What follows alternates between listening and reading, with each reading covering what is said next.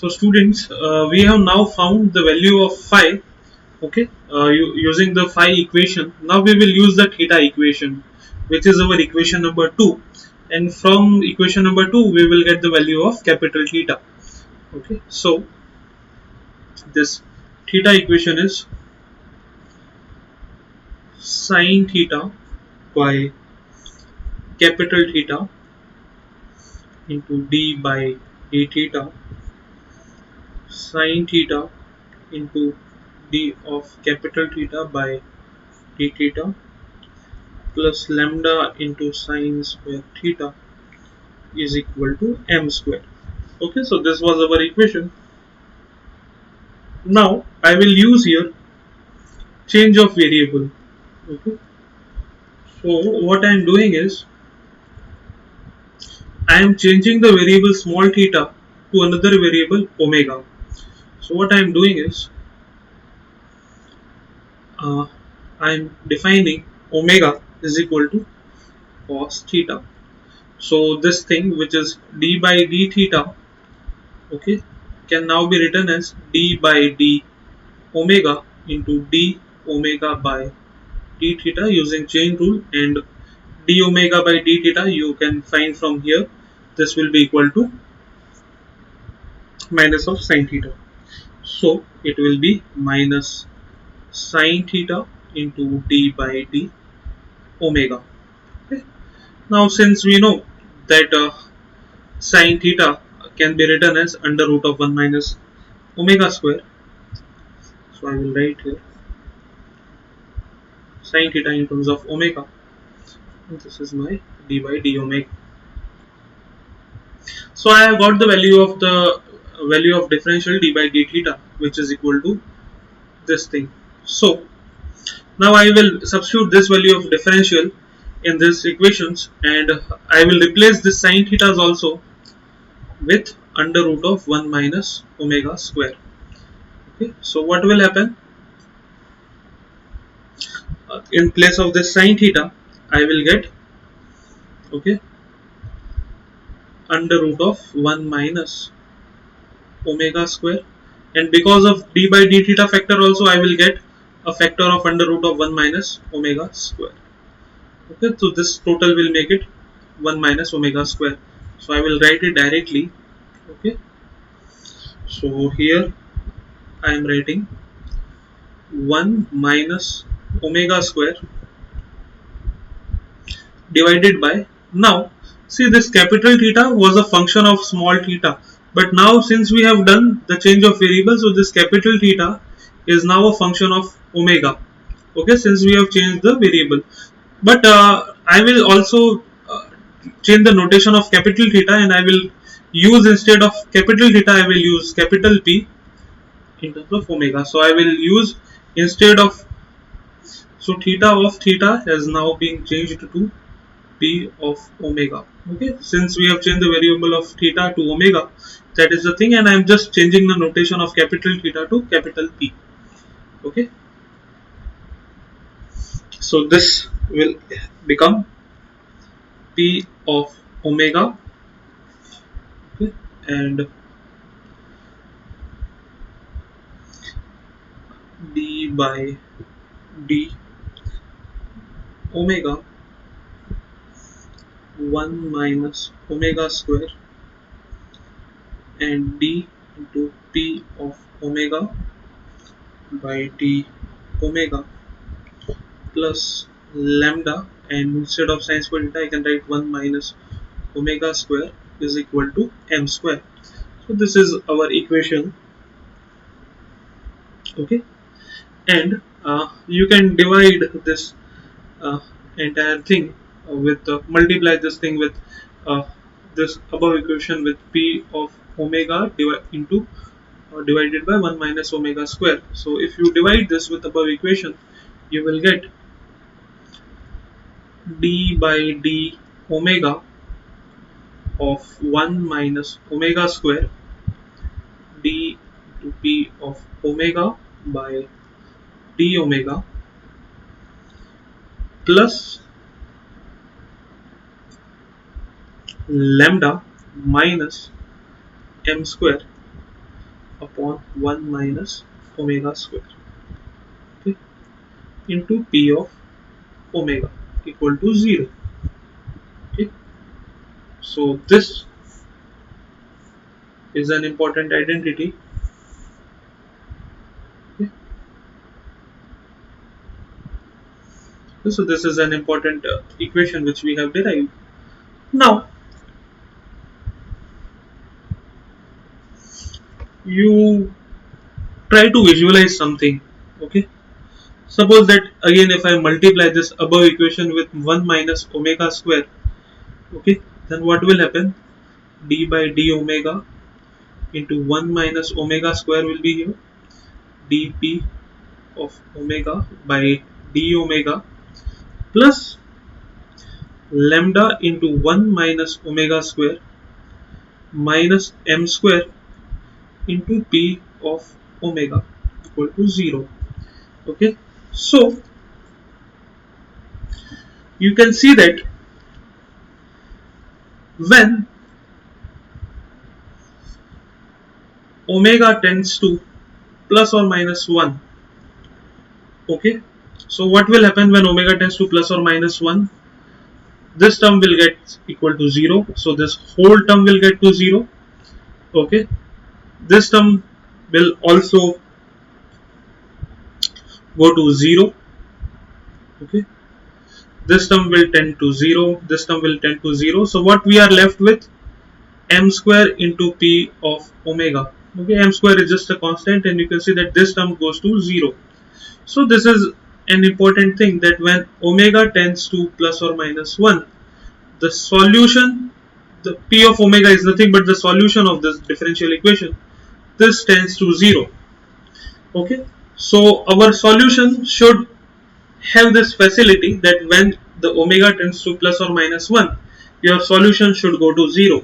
Okay, so we have to accommodate this thing in our solution. So to do this, what we will do is we will assume the solution of the form. Okay, so because of this, we are assuming solution of the form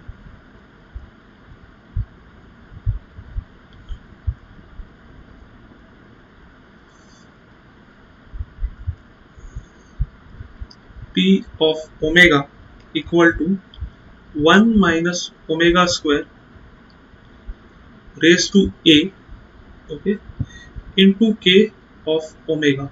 Okay, so what we have seen,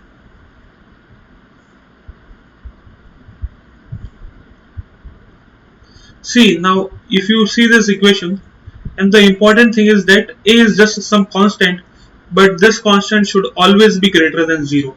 Why it should be always greater than 0? Because if it is less than 0, then this term will go to denominator. Okay, so if this term goes to denominator, then there is 1 minus omega square. So in the condition of omega square tends to plus or minus 1, your denominator will have 0, so this solution will go to infinity, and this is not a well behaved solution in quantum mechanics, so this is not possible. So that's why the value of a should always be greater than 0. Remember this, we will use this thing, okay, later on. Okay, and so this is the form of solution which we want. Okay, a can have anything which is greater than 0, and for all those values of a, for omega plus or minus 1, the solution will go to 0. So this is the form of the solution which we want. So if you substitute this value of p of omega, okay, in this equation, okay, okay, so you will get now the new equation in terms of k of omega, and that equation will look like 1 minus omega square d square k of omega by d omega square minus 2 into 2a plus 1 into omega dk by d omega, k is a function of omega, plus lambda minus 4a square minus 2a, okay, plus 4a square minus m square divided by 1 minus omega square into k of omega, and this is equal to 0. Okay. See, this term can create sometimes difficulty for us when the value of omega is somewhat near to plus or minus 1. This term can increase. Okay. So what we will do, that we will always set the value of 4a square equal to m square, so that the numerator will always be 0. So this term will always be equal to 0. But for that, 4a square equal to m square condition should be satisfied always. Okay, so for 4a square equal to m square, you will have 1 minus omega square d square k of omega by d omega square minus 2 into 2a plus 1 into omega d k of omega by d omega plus lambda minus 4a square minus 2a, okay, into k of omega. We will also substitute the values of 4a and 2a afterwards. Okay, for now we will just keep it as it is. Okay, now, okay, so this is the equation which we have.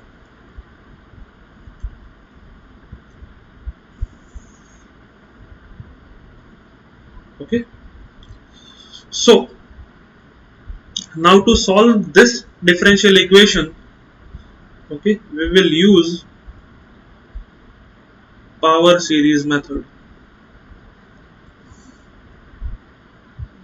Okay, so we have seen our in our harmonic oscillator problem also, we have assumed, okay, our solution as a form of power series. So I am here taking CR omega to the power R type of series as a solution. So if you substitute here this value of k in this equation, okay, you will get a recursion relation. So I will directly write what the recursion relation will be. You will get CR plus 2 divided by CR equal to minus will be outside lambda minus R plus 2a into R plus 2a plus 1 divided by R plus 1 into R plus 2. Okay, so this is the thing which we have with us now. So these are the values of coefficient for this solution, and you can have as many terms you want to have. If you have the value of previous term, so if you have the value of C0, then you will have the value of C2. Okay, all other terms will be vanished. So if you take the initial value of E1, then all the terms which you will get will only be E1 terms like C2, C4, C6, all those terms. If you take here the initial term as 1, then you will get only odd terms. Okay, so this is the thing. So you can't have infinitely many coefficients. Okay, the value of coefficient must terminate, because you cannot have infinite series of number and with infinite series of coefficients. So this series should terminate at a value. Okay, so we have to make this series terminate. So we will again take the numerator of the series to terminate, and at some maximum value or at some value of r, okay, which I call t, the series terminates.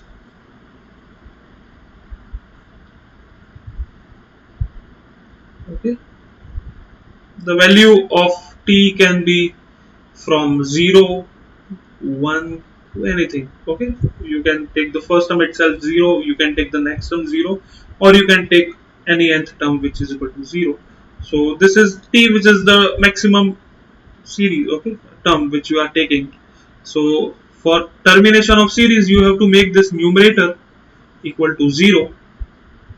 So I can write lambda is equal to, instead of r I will write t plus 2a, t plus 2a plus 1.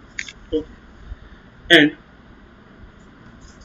now, as we have said from here that 4a square should be equal to m square. So,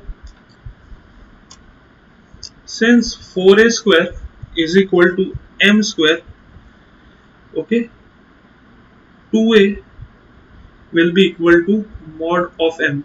See, this value of a, since it is always positive, so you have to take here always mod m, since we have defined that a is always greater than 0.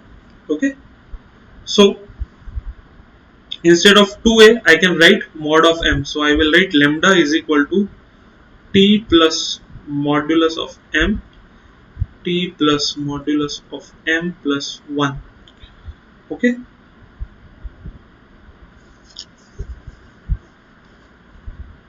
now if I take, okay, the value of t plus mod m to be some number which is equal to L, okay, then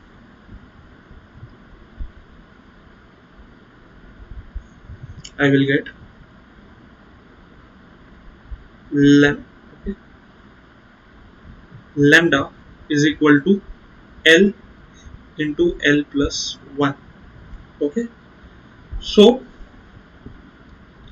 L square, okay, into psi, as we have defined earlier, which was equal to lambda into h cut square psi. So L square operating on psi will be having L into L plus 1 h cut square psi. Okay, so this is the eigenvalue of L square operator. Okay, so L into L plus 1 h cut square is the eigenvalue of L square operator. Okay, so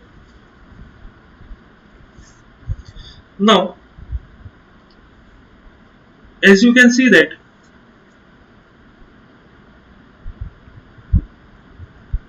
T plus mod M is equal to L. Okay, so T, as we know that it is all, okay, equal to R. Okay, it is some R and the power series expansion goes from 0, so it will be either 0, 1, 2. So T is always greater than 0.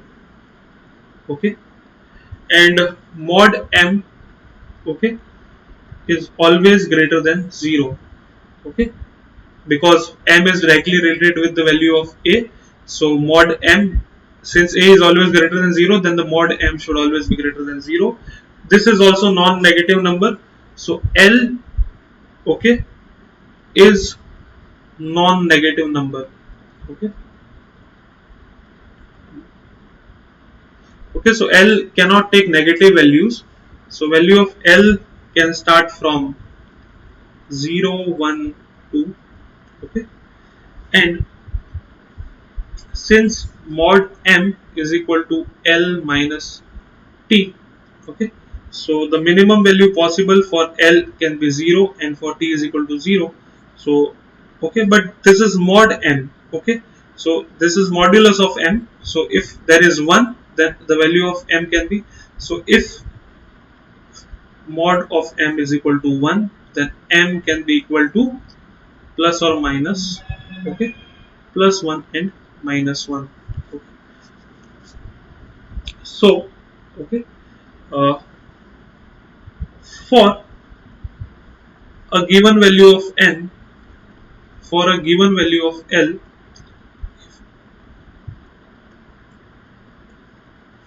L. Okay. So suppose that L is equal to 2, then M will vary from minus 2, minus 1, 1, 2. Okay. So 0 also. Okay. So you can see that there are 5 different possible values corresponding to L is equal to 2. So if I have L is equal to 1, okay, then I have M is equal to minus 1, 0, Okay, 1. Okay, here 0 is also possible. So I can have, so for L is equal to 2 I had 5 different values, for L is equal to 1 I had 3 different values. So for a given value of L,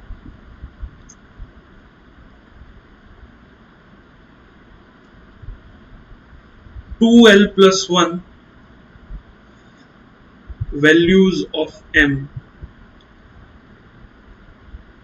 are possible. Okay? And so now in the next lecture I will derive the wave function for Lz operator and we will move ahead.